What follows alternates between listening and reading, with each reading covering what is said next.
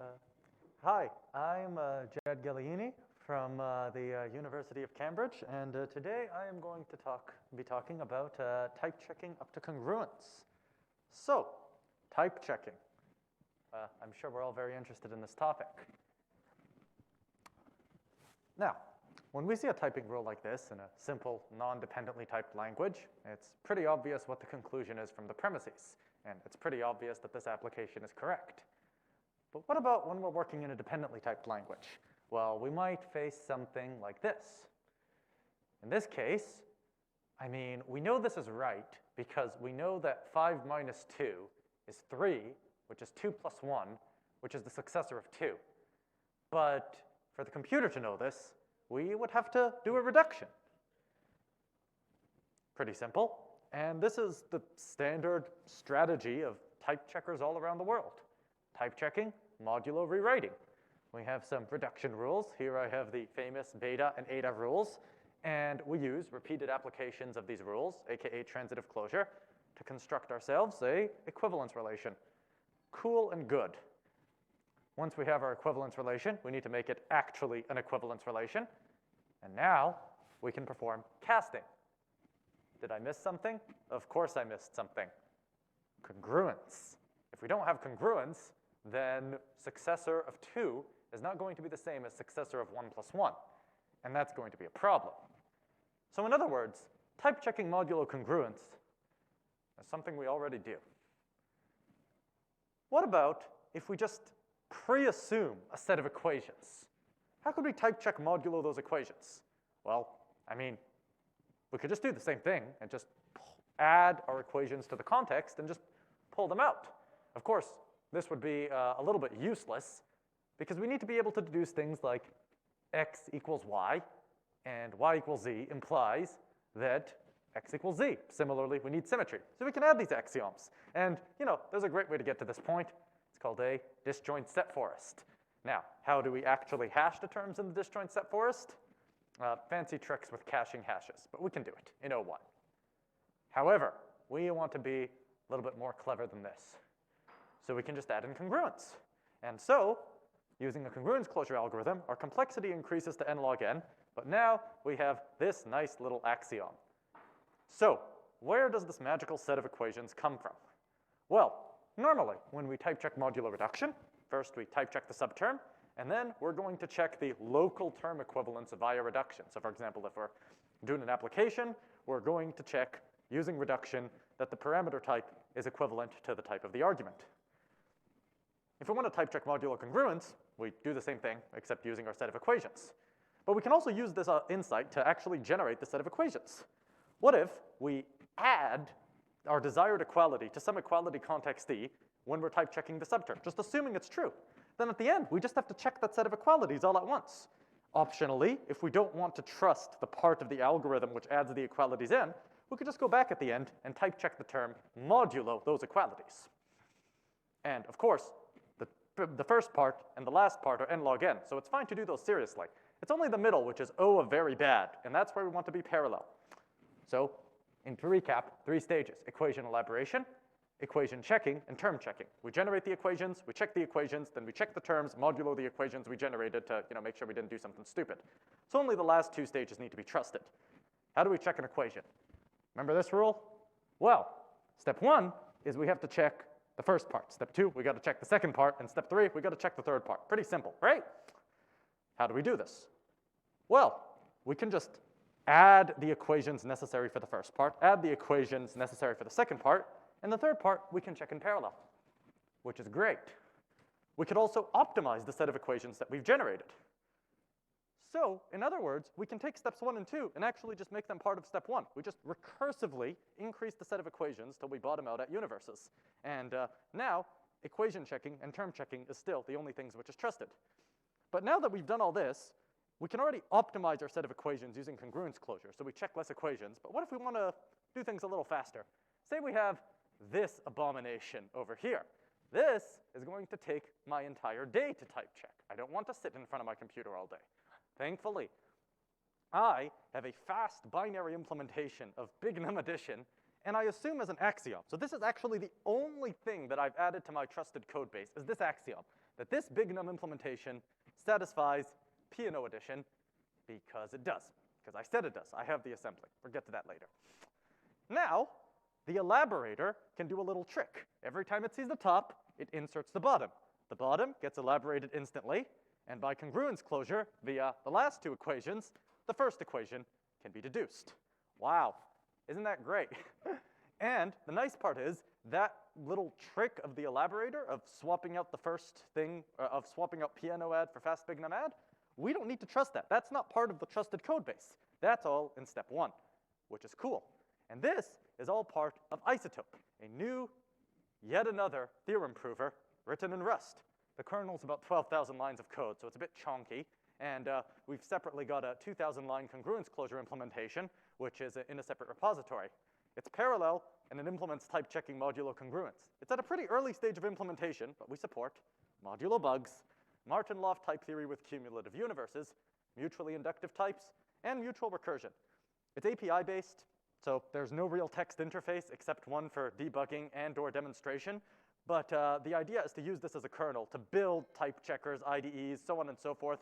And also, being API native is pretty good for binary interchange formats of proofs and also developing IDEs. I mean, very biased opinion, but you know, text interfaces are for humans, not for computers. I refuse to repeat the mistakes of HTML, let alone JavaScript, God forbid. So, future directions. We need a better evaluator. Right now, this is just a prototype, so it just evaluates using substitution, kind of beats the whole point of this optimization stuff. But you could swap out a bytecode evaluate in there, and it doesn't change anything. Similarly, there are more opportunities for parallelization, such as actually parallelizing the evaluator, though whether this is necessary is unclear, because you can get the same effect by just optimizing the equations themselves. Similarly, we want to add more equality, like propositional irrelevance, irrelevant arguments, and interesting interactions with congruence. We have this half implemented, but we want to go further because we think that congruence can be used to kind of have controlled extensionality without the downsides of a new PRL-like system, but where we can have almost like a taming of the ruse style situation where I don't have to worry about list catenation being associative because I never want to do that again. An alternative direction, which is not necessarily alternative, would be extending isotope to support cubical type theory. Recent discussions have convinced me that it is actually possible to have limited extensionality for a discrete subset of a univalent universe. So that would be a very interesting direction to explore, kind of like a Red PRL Part 2 Electric Boogaloo. And finally, the main use of this is, of course, part of the isotope/rain project, where we want to build an extensible theorem prover, which kind of has an attached low-level language for, well, the extending it part. That's developed over here, and we need your help because, you know, it's in its pretty early stages, but it would be nice to, you know, have some contributors and hopefully build this into something useful. So thank you very much for your time.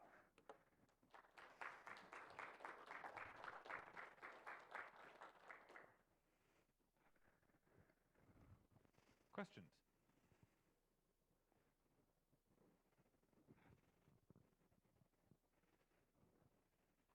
Hi, thanks. I'm curious if you could elaborate a little bit on your Boolean church numeral implementation, and what kind of operators do you support?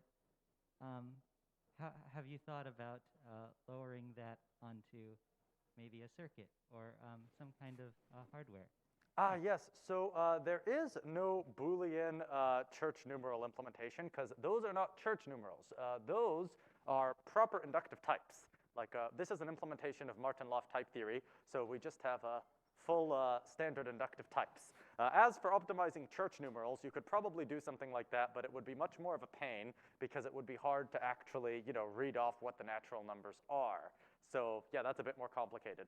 As to lowering things to circuits, there could potentially be some applications to hardware verification, but I've tried to kind of keep the problem very constrained to just like an efficient parallel implementation of existing type checkers. Because really, basically, I think that we can save a lot of time by not computing the same equalities over and over again, and by lifting a few propositional equalities to judgmental equalities without going, you know, all the way down the new PRL route. Like, well, this allows you to lift certain equalities. Terms are still intrinsically typed, and beta reduction is still automatically done via the hard work of the elaborator. So, yeah, I hope that answers the question. There's a question online, and then I see a hand in the back here. Any test developments or proofs to see how painful this is in practice? Hello. Yes. So there is, like I said over here, an experimental REPL that you can go and define some simple examples in. Like you can define some basic inductive types like product types, projections, natural numbers, stuff like that. It's a bit buggy. Then there is also an extensive test suite that uses the API. And by extensive, I mean not that extensive, but there's a lot of tests. Yeah. This is still somewhat in the early stages of development, however, because we're still focusing on just basically polishing off the API and adding a few new features. Like it can already do all this parallel type checking stuff, but it's still quite experimental because I've never designed a system like this before, so I'm still iterating to try to find out like what's the best design before I kind of set it in stone and then write a bunch of tests. Because again, it's API based, which means that the tests call the API. So if the API changes, I have to go rewrite all the tests, which is not going to be fun. But yeah. You have another question here in the audience? So you mentioned you have type checking modulo equations, right? Type checking modulo what? Modulo equations. I think that you can maybe you can use that to do some kind of quotients. Yes, exactly, actually. So that is actually our whole reason for thinking about the cubical extension is that normally cubical types are really, really complicated, but it turns out that if you kind of restrict your focus to like the kind of discrete subset of the cubical types, so you still support the general ones, but you only allow lifting equalities about the discrete ones, you should be able to get a consistent system. But the interesting thing is this now allows you to work with quotients in a very, very principled way because quotients are, of course, just, one higher inductive types, and you could probably put one higher inductive types into the discrete set. Obviously, you could also just do this without thinking about cubical types at all, and yeah. So either way, yeah, quotients are actually a very, very important use case of this kind of design. Though I do want to stress, one of the main points of this presentation is that this design works even with existing type theory. Like the current type checker, if you turn off all the optional features, literally just implements Martin-Loft type theory with cumulative universes and not a single extension in sight. No more, no less. So it just shows that like you can use congruence closure in the standard intuitionistic setting and you won't break anything, which I think is cool because it means that now you can use congruence closure as a test bed for basically developing things all along the spectrum between like fully intuitionistic to fully, from fully intentional to fully extensional. So yeah, basically like this is very early stages, but I want to use this as a test bed for seeing like, how can we compromise between intentionality and extensionality rather than, committing all the way to extensionality and going new PRL or committing all the way to intentionality and going with what we have already. So yeah. Thank you. And by the way, you're talking about cubical type theory, one cubical type theory. Have you heard of XTT? I have heard of XTT, yes. And I was potentially considering something like that or some other extension. I have not written a single line of cubical code here, but I do think it would be a good fit because, basically hearing about red PRL, I think it's a very good idea, but perhaps you could just dial down the extensionality a bit. And yeah, that would be the perspective that I'd approach this with. And I think given the short talk, we have time for just one more online question that I saw here. So that is a great talk. Any comments on your experience of implementing a dependent types compiler in Rust? Oh, yes. Well, at the beginning, I had no idea what I was doing because, the resources online are hard to find. So this took me about 2 years, and I went through over 20 iterations. I'm not exaggerating. They're literally on my GitLab. They are labeled isotope attempt 1, isotope attempt 2, all the way up to like isotope attempt 20.